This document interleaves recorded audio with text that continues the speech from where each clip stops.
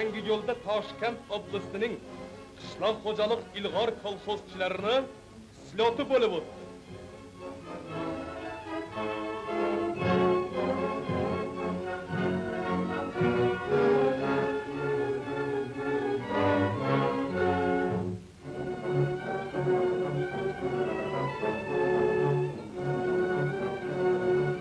Slotda Toshkent obkomining sekretari O'rtoq Mavlonov doklad qildi.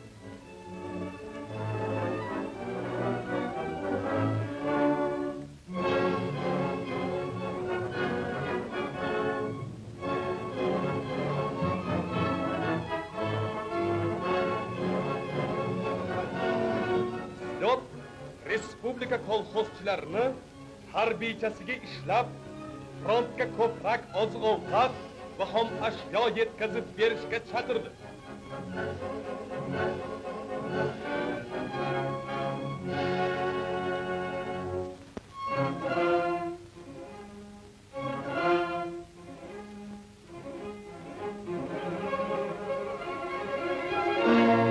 Mudofaa korxonalarining o'zaro sotsialistik musobaqalari kun sayin kengaymoqda.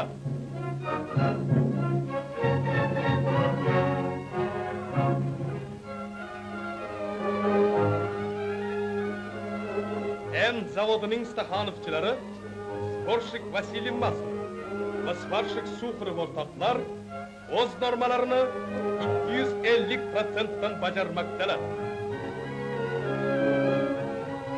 Ulug' mamlakatimizning vatanparvarlari Qizil armiyamizga yangidan yangi hisobsiz samolyot va tanklar yetkazib berishga tirishmoqdalar.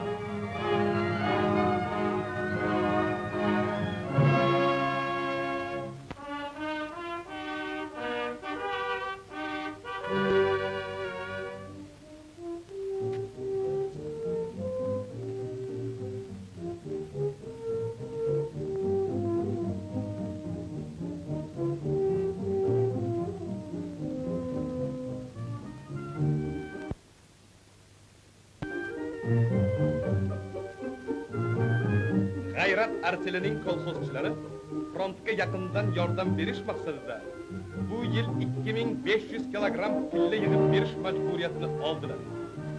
Hozirdanoq 1000 kilogramm pilla to'pladilar. Kolxozchi Tursunxona Musayeva pilla topshirish planini 180% qilib bajardi. O'zbekiston kolxozchilari frontga a'lo sifatli ipakdan to'qilgan minglab yangi parashyutlar yetkazib berajak.